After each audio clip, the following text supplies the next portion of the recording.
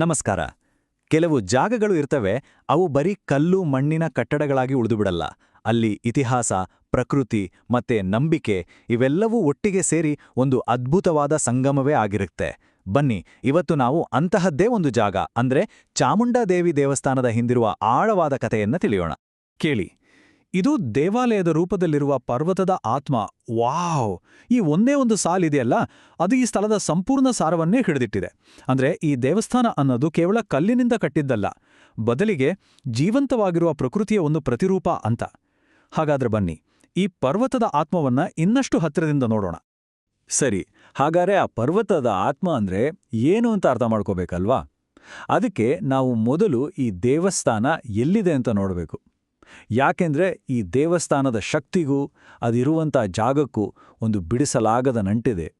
ಒಂದು ಕ್ಷಣ ಕಣ್ಮುಚ್ಚಿ ಕಲ್ಪನೆ ಮಾಡ್ಕೊಳ್ಳಿ. ಹಿಮಾಲಯದ ಆ ದೈತ್ಯ ಧೌಲಾಧರ್ ಪರ್ವತ ಶ್ರೇಣಿಯ ತಪ್ಪಲಲ್ಲಿ ಪಕ್ಕದಲ್ಲೇ ಬನೇರ್ ನದಿ ಹರಿತಾ ಇದೆ. ಅಂಥ ಒಂದು ಸುಂದರವಾದ ಜಾಗದಲ್ಲಿ ಈ ದೇವಸ್ಥಾನ ಇದೆ. ನಮ್ಮ ಹಿರಿಯರು ಸುಮ್ಮನೆ ಎಲ್ಲೆಲ್ಲೋ ಪವಿತ್ರ ಸ್ಥಳಗಳನ್ನು ಆಯ್ಕೆ ಮಾಡ್ತಿರ್ಲಿಲ್ಲ ಅಲ್ವಾ? ಆ ಪರ್ವತದ ಗಾಂಭೀರ್ಯ ಜೊತೆಗೆ ನದಿಯ ಆ ನಿರಂತರ ಹರಿವು ಇವೆರಡೂ ಸೇರಿ ಆ ಜಾಗಕ್ಕೆ ಒಂದು ಅದ್ಭುತವಾದ ಆಧ್ಯಾತ್ಮಿಕ ಶಕ್ತಿಯನ್ನ ಕೊಡ್ತವೆ. ಹಾಗಂತ ಈ ಪ್ರಕೃತಿಯ ಮಡಿಲಲ್ಲಿರೋದು ಬರೀ ದೇವಸ್ಥಾನ ಅಷ್ಟೇ ಅಲ್ಲ, ಇಲ್ಲಿ ಶತಮಾನಗಳಷ್ಟು ಹಳೆಯ ಇತಿಹಾಸವೇ ಅಡಗಿದೆ. ಬನ್ನಿ, ಒಂದು ಟೈಮ್ ಟ್ರಾವೆಲ್ ಮಾಡಿದ ಹಾಗೆ ಹಿಂದೆ ಹೋಗಿ ಈ ದೇವಸ್ಥಾನದ 700 ವರ್ಷಗಳ ದೊಡ್ಡ ಕಥೆಯನ್ನ ಕೇಳೋಣ. 700 ವರ್ಷಗಳು, ಬಾಬಾ! ಇದು ಸುಮ್ಮನೆ ಒಂದು ನಂಬರ್ ಅಷ್ಟೇ ಅಲ್ಲ. ಅದೆಷ್ಟೋ ರಾಜವಂಶಗಳು ಹುಟ್ಟಿ ಅಳೆದು ಹೋದದ್ದಕ್ಕೆ, ಅದೆಷ್ಟೋ ತಲೆಮಾರುಗಳ ಭಕ್ತಿಗೆ ಮತ್ತು ಕಾಲದ ಪ್ರತಿಯೊಂದು ಪರೀಕ್ಷೆಯನ್ನು ಎದುರಿಸಿ ಗಟ್ಟಿಯಾಗಿ ನಿಂತಿರುವ ಒಂದು ಮಹಾನ್ ಪರಂಪರೆಗೆ ಇದು ಸಾಕ್ಷಿ. ಈ ದೇವಸ್ಥಾನದ ಇತಿಹಾಸ ಇದೆಯಲ್ಲ, ಅದು ನಿಜಕ್ಕೂ ಒಂದು ಸರ್ವೈವಲ್ ಸ್ಟೋರಿ ಇದ್ದಾಗೆ. ನೋಡಿ, 16ನೇ ಶತಮಾನದಲ್ಲಿ ಕಟೋಚರಾಜರು ಇದನ್ನೇ ಕಟ್ಟಿಸಿದ್ರು. ಆಮೇಲೆ 1905ರಲ್ಲಿ ಇಡೀ ಕಾಂಗ್ರಾ ಪ್ರದೇಶವನ್ನೇ ನಡುಗಿಸ್ಬಿಟ್ಟ ಒಂದು ಭಯಾನಕ ಭೂಕಂಪ ಆಯಿತು. ಎಲ್ಲವೂ ನಾಶವಾಯಿತು. ಆದರೆ ಈ ದೇವಸ್ಥಾನ ಆ ಅವಶೇಷಗಳಿಂದ ಮತ್ತೆ ಫೀನಿಕ್ಸ್ ಹಕ್ಕಿಯ ಹಾಗೆ ಎದ್ದು ನಿಂತು ತನ್ನ ಪರಂಪರೆಯನ್ನ ಮುಂದುವರಿಸಿತು. ಅಂದ್ರೆ ಅರ್ಥ ಏನು? ಈ ದೇವಸ್ಥಾನ ಕೇವಲ ಒಂದು ಹಳೆಯ ಕಟ್ಟಡ ಅಲ್ಲ, ಇದು ಕಾಲದ ಪ್ರತಿಯೊಂದು ಹೊಡೆತವನ್ನೂ ಸಹಿಸಿಕೊಂಡು ಗಟ್ಟಿಯಾಗಿ ನಿಂತಿರುವ ಒಂದು ಜೀವಂತ ಶಕ್ತಿ ಕೇಂದ್ರ.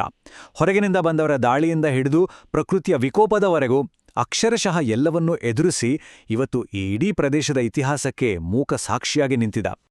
ಸರಿ, ಇಷ್ಟೊಂದು ಬಲಿಷ್ಠವಾದ ಇತಿಹಾಸ ಇದೆ ಅಂದಮೇಲೆ ಈ ದೇವಸ್ಥಾನದ ಹಿಂದಿರುವ ಆ ಮೂಲ ಶಕ್ತಿ ಯಾವುದು? ಯಾಕಾಗಿ ಈ ದೇವಸ್ಥಾನ ಇಲ್ಲಿದೆ? ಈ ಪ್ರಶ್ನೆಗಳಿಗೆ ಉತ್ತರ ಬೇಕು ಅಂದ್ರೆ ನಾವು ಇತಿಹಾಸದ ಪುಸ್ತಕಗಳನ್ನು ಮುಚ್ಚಿ ಪುರಾಣದ ಕಥೆಗಳ ಜಗತ್ತಿಗೆ ಹೋಗಬೇಕು. ಇಲ್ಲಿ ಪೂಜೆಗೊಳ್ಳುವ ದೇವತೆ ಚಾಮುಂಡ.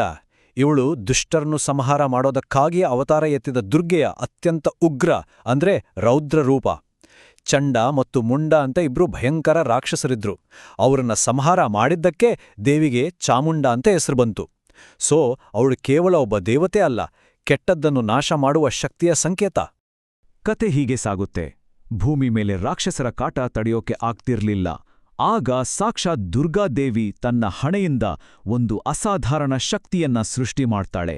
ಅವಳೇ ಚಾಮುಂಡ. ಆಮೇಲೆ ನಡೆದಿದ್ದೇನು ಗೊತ್ತಾ? ಚಂಡ ಮತ್ತು ಮುಂಡ ಅನ್ನೋ ರಾಕ್ಷಸರ ಜೊತೆ ಒಂದು ಭಯಾನಕ ಯುದ್ಧ. ಕೊನೆಗೆ ಆ ರಾಕ್ಷಸರನ್ನ ಸಂಹಾರ ಮಾಡಿ ಅವರ ತಲೆಗಳನ್ನ ತಂದು ದುರ್ಗೆಗೆ ಅರ್ಪಿಸ್ತಾಳೆ. ಆಗ ದುರ್ಗೆಗೆ ತುಂಬ ಸಂತೋಷವಾಗಿ ಅವಳಿಗೆ ಚಾಮುಂಡ ಅಂತ ಹೆಸರಿಡ್ತಾಳೆ. ಈ ಪುರಾಣದ ಕಥೆಗಳೇನಿದೆಯಲ್ಲ, ಇವು ಬರೀ ಹಳೆಯ ಪುಸ್ತಕಗಳಲ್ಲಿ ಉಳಿದೋಗಿಲ್ಲ. ಇವತ್ತಿಗೂ ಈ ದೇವಸ್ಥಾನದಲ್ಲಿ ಜೀವಂತವಾಗಿವೆ. ಹಾಗಾದ್ರೆ ಇತಿಹಾಸ ಮತ್ತು ಪುರಾಣದ ಈ ಅದ್ಭುತ ಕೇಂದ್ರ ಪ್ರಸ್ತುತ ದಿನಗಳಲ್ಲಿ ಹೇಗೆ ನಡೀತಿದೆ? ಇಲ್ಲಿನ ವಾತಾವರಣ ಹೇಗಿದೆ? ಈ ದೇವಸ್ಥಾನದ ಜೀವಂತಿಕೆ ಇರೋದೇ ಅಲ್ಲಿ ನಡೆಯೋ ಪೂಜೆಗಳಲ್ಲಿ. ಪ್ರತಿದಿನ ಬೆಳಗ್ಗೆ ಮತ್ತು ಸಂಜೆ ಆ ಗಂಟೆಗಳ ಸದ್ದು, ಆರತಿಯ ಬೆಳಕು, ವಾವ್! ಅಲ್ಲಿ ಒಂದು ವಿಶೇಷವಾದ ಆಧ್ಯಾತ್ಮಿಕ ವಾತಾವರಣವನ್ನೇ ಸೃಷ್ಟಿ ಮಾಡುತ್ತೆ. ಇನ್ನು ವರ್ಷಕ್ಕೆ ಒಂದು ಸಾರಿ ಬರುವ ನವರಾತ್ರಿ ಹಬ್ಬ ಇದೆಯಲ್ಲ, ಆಗಂತೂ ಇಲ್ಲಿ ಲಕ್ಷಾಂತರ ಜನ ಸೇರ್ತಾರೆ. ಅಕ್ಷರಶಃ ಒಂದು ಭಕ್ತಿ ಸಾಗರವೇ ಹರಿದು ಬಂದ ಹಾಗೆ ಇರುತ್ತೆ. ಇನ್ನೊಂದು ಮುಖ್ಯವಾದ ವಿಷಯ ಅಂದ್ರೆ, ಈ ದೇವಸ್ಥಾನ ಒಂದು ಐಸೋಲೇಟೆಡ್ ಪ್ಲೇಸ್ ಅಲ್ಲ.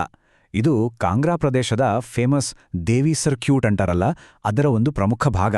ಅಂದ್ರೆ ಯಾತ್ರಿಕರು ಬ್ರಜೇಶ್ವರಿ, ಜ್ವಾಲಾಜಿ, ಚಿಂತಪೂರ್ಣಿ ಅಂತ ಬೇರೆ ಶಕ್ತಿಪೀಠಗಳಿಗೆ ಭೇಟಿ ಕೊಡ್ತಾರಲ್ಲ, ಅವರ ಯಾತ್ರೆ ಪೂರ್ಣ ಆಗೋದು ಚಾಮುಂಡಾದೇವಿಯ ದರ್ಶನ ಆದ ಮೇಲೆಯೇ. ಹಾಗಾದ್ರೆ ಇಷ್ಟೊತ್ತು ನಾವು ನೋಡಿದ ಈ ಎಲ್ಲಾ ಅಂಶಗಳನ್ನ ಒಟ್ಟಿಗೆ ಸೇರಿಸಿ ನೋಡಿದಾಗ ನಮಗೇನ್ ಕಾಣಿಸುತ್ತೆ?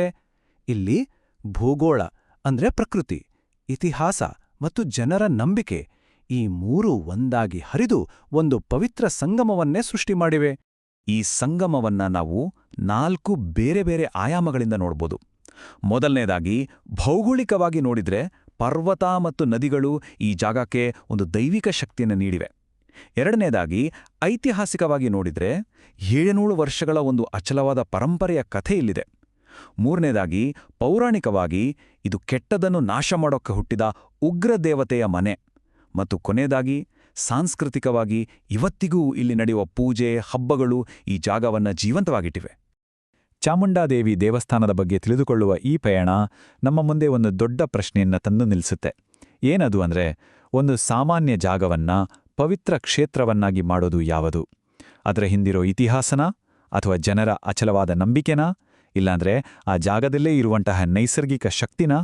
ಬಹುಶಃ ಇವೆಲ್ಲವೂ ಒಟ್ಟಿಗೆ ಸೇರಿದಾಗ ಮಾತ್ರ ಒಂದು ನಿಜವಾದ ಪವಿತ್ರ ಸಂಗಮ ಸೃಷ್ಟಿಯಾಗುತ್ತೆ ಅನ್ಸುತ್ತೆ.